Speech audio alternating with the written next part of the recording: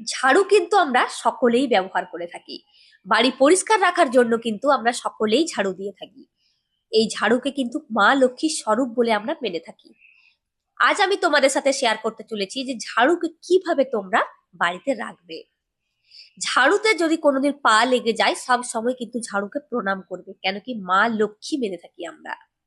দ্বিতীয় যেই কথাটা বলবো, ঝাড়ু সবসময় লুকিয়ে রাখার চেষ্টা করবে, মানে সকলে বাড়িতে ঢুকলো আর ঝাড়ু দেখতে পেয়ে গেল, এটা যেমন না হয়। ঝাড়ুকে কি করবে, লুকিয়ে ভালোভাবে রাখার চেষ্টা করবে।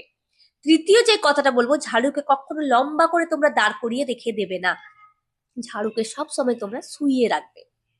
এই নিয়মগুলো অবশ্যই তোমরা মেনে চলার চেষ্টা করো, মা লক্ষ্মীর কিন্তু তোমরা আশীর্বাদ পাবে। তো এই ধরনের সুন্দর সুন্দর রেমেডি তোমরা পেতে চাও, অবশ্যই আমাকে ফলো করে রাখতে ভুলো না। বেশি বেশি করে লাইক করো, কমেন্ট করো এবং শেয়ার করো, যাদের এই ধরনের রেমেডির প্রয়োজন তারা যেন হাতে পায়। হর হর মহাদেব।